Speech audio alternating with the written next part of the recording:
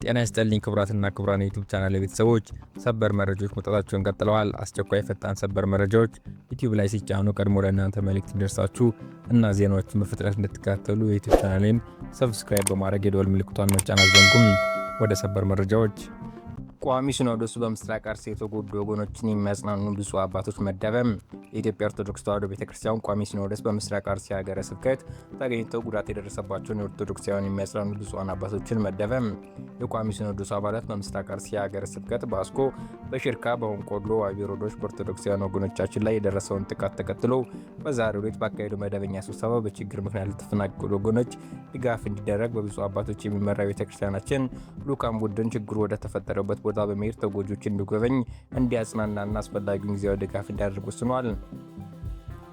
ቋሚ ሲኖዶሱ በጠቅላይ ቤተ ክህነት በኩል በሚቋቋም ኮሚቴ አስተባባሪነት በተፈጠረው ችግር ምክንያት የመቃጠል አደጋ የደረሰበት ጥንታዊ የጠላት ቅዱስ ገብርኤል ቤተ ክርስቲያን እንዲያሰራ፣ ከቀያቸው የተፈናቀሉ ወገኖችን በቋሚነት ወደ መኖሪያቸው እንዲመልሱ፣ በሀገረ ስብከቱ ዳግመኛ መሰል ችግሮች እንዳይፈጠሩ ጥናት አካሂዶ ከመፍትሄ ሀሳብ ጭምር የሚያቀርብ አብይ ኮሚቴ ተሰይሞ በአስቸኳይ ወደ ስራ እንዲገባ ወስኗል። በትናንትናው ዕለት በምስራቅ አርሲ አንዳንድ ወረዳዎች የተከሰተውን ችግር ተከትሎ ብፁዕ አቡነ ሳውሪዎስ፣ ብፁዕ አቡነ ዲዮስቆሮስ፣ ብፁዕ አቡነ ጎርጎርዮስ፣ ብፁዕ አቡነ ቆልሞንጦስ፣ ብፁዕ አቡነ ማርቆስ፣ ብፁዕ አቡነ ህርካያስ፣ ብፁዕ አቡነ ፊልጶስ፣ ብፁዕ አቡነ ገብርኤል፣ ብፁዕ አቡነ ኤልሳይድ ከፌዴራል ሰላም ሚኒስቴርና ከኦሮሚያ ክልል መንግስት ከፍተኛ የስራ ኃላፊዎች ጋር በተከሰቱ ችግር ዙሪያ ውይይት በማድረጋቸው ይታወሳል። ዶናልድ ትራምፕ ከኢራን መንፈሳዊ መሪ ጋር ለመገናኘት ዝግጁ መሆናቸውን ገለጹ። የአሜሪካው ፕሬዝዳንት ዶናልድ ትራምፕ ከኢራን ጋር ስምምነት ላይ መድረስ ከተቻለ ከሀገሪቱ አዲስ መንፈሳዊ መሪ አያቶላ ሙጅተባ ኻሜኒ ጋር ለመገናኘት ፈቃደኛ መሆናቸውን አስታውቀዋል። ትራምፕ በሰጡት መግለጫ ስምምነት መፍጠር ከተቻለ መሪውን ማግኘት ትልቅ ክብር እንደሚሆን ገልጸዋል። የቀድሞ የኢራን መንፈሳዊ መሪ አሊ ኻሜኒ በአሜሪካ፣ እስራኤልና በኢራን መካከል በተቀሰቀሰው ጦርነት መገደላቸው ተከትሎ ሙጅተባ ኻሜኒ ስልጣን መያዛቸው ይታወሳል። ፕሬዚዳንት ትራምፕ ስብሰባው የት እንደሚካሄድ ገና እንዳልተወሰነው ጠቁሞ ውይይቱን ሌሎች ወገኖች እንዳቀረቡት ተናግረዋል።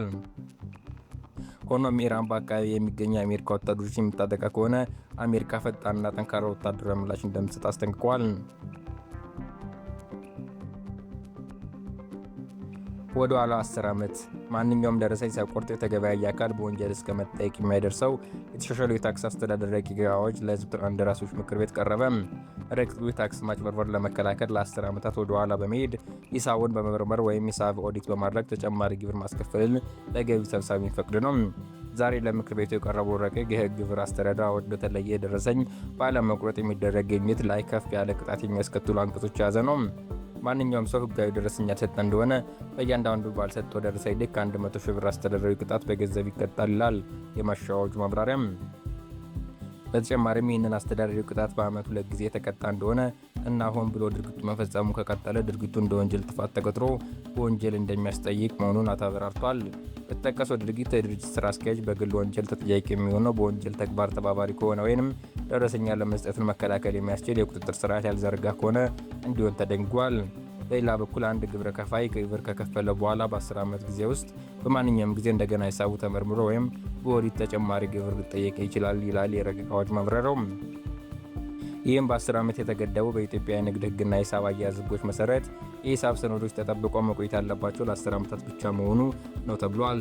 ሌላው የታክስ አስተዳደር አዋጅ ማሻሻያ የያዘው አዲስ ሀገር በታክስ ባለስልጣኑና በታክስ ከፋይ መካከል የሚፈጠርና ለመግባት መፍቻ ዘዴ ይመለከታል።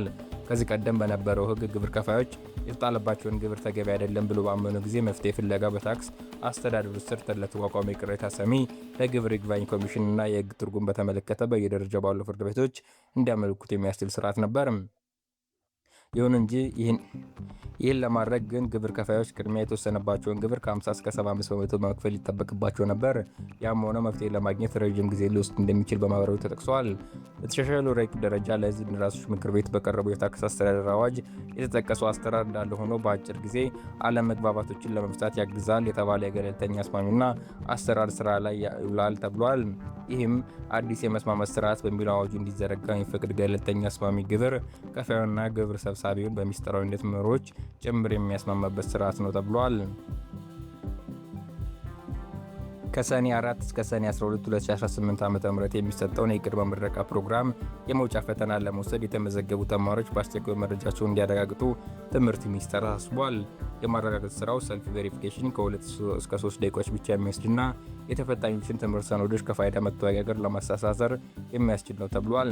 በመሆኑም ለመጀመሪያ ጊዜ መውጫ ፈተና የሚወስዱ ተፈታኞች የኤፍኤን ቁጥራቸውን በመጠቀምና የግል መረጃ በማሟላት ራሳቸውን መለያ ማረጋገጫ ማጠናቀቅ ይጠበቅባቸዋል። ግለሰቡ ሊያመልጥ ሞክሮ ነበር። አሁን ላይ ራሱን አቁስሎ በሆስፒታል ይገኛል። የኦሮሚያ ክልል ጠቅላይ አቃቤ ሕግ ቢሮ ቤቱ ሲፈተሽ ተጨማሪ አዳዲስ ሱቆች ተገኝተዋል። ኦሮሚያ ክልል ምዕራብ ሸዋ ዞን ሆለታ ወልወሮ ወረዳ የመጀመሪያ ደረጃ ፍርድ ቤት ዳኛና ባለቤቱን ችሎት ላይ የገደሉ አቅነው በቀለ የተባለ ተጠርጣሪ ራሱን ካቆሰለ በኋላ በቁጥጥር ስር ውሏል። ችሎት ላይ ያሉ የተገደሉት ዳኛ ወርቄ ፈርካሳ ይባላሉ።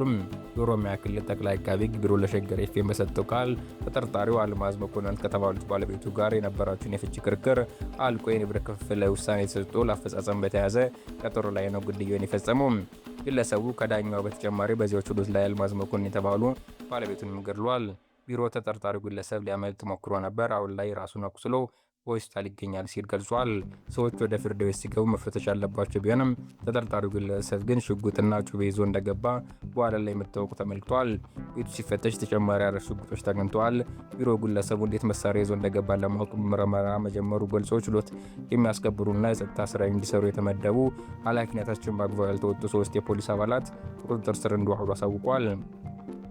ይህ መረጃ በባለቤትነቱ የሸገር ኤፍኤም ራዲዮ ጣቢያ ነው። በምርጫ ማጭበርበር የተገኙት አስፈጻሚና መራጭ ከ6 እስከ 10 ወር በሚደርስ እስራት ተቀጡም። በደቡብ ኢትዮጵያ ሕዝቦች ክልል በቡርጂና ጌዲዮ ዞኖች ምርጫ ሲያጭበረብሩ ተደርሶባቸዋል የተባሉ የምርጫ አስፈጻሚና መራጭ ከ6 እስከ 10 ወር በሚደርስ እስራት ተቀጡም። በቡርጂ ዞን የስምቾ ምርጫ ጣቢያ አስፈጻሚ የነበሩ ያቺ አድማሱ የተባሉ ግለሰብ ለመራጮች በተዘጋጁ የድምፅ መስጫ ቅጾች ላይ አስቀድመው እርሱ ለሚደግፈው እጩ ተወዳዳሪ ምልክት አድርጎ በመገኘቱ የ10 ወር እስራት ተፈርዶበታል። የኢትዮጵያ ብሔራዊ ምርጫ ቦርድ የቡርጂ ቅርንጫፍ ጽሕፈት ቤት ዶይቼ ቬለ እንደገለጸው የቡርጂ ፍርድ ቤት ላለፉት 3 ቀናት የቀረቡት ማስረጃዎች ሲመረምር ቆይቶ ጥፋተኝነትን በማረጋገጥ የፍርድ ውሳኔ አሳልፏል። ሌላ በኩል በጌዴኦ ዞን ቡሌ ወረዳ በገምሳ ቀበሌ ገባባ ጋሸ ምርጫ ጣቢያ መራጭ የነበረው ወጣት ታደለ ገመደ የ6 ወር እስራት ተፈርዶበታል። ወጣቱ የተቀጣው በድምፅ መስጫ ጣቢያ በአካባቢ በመንቀስቀስ ሌሎች መራጮች እርሱ እንደሚፈልገውን እጩ ድምፅ እንዲሰጡ ቅስቀሳ ሲያደርግ በመገኘቱ እንደሆነ የሮዶ ኮሚኒኬሽን ለዶይቼ ቬለ ሬዲዮ ገልጿል።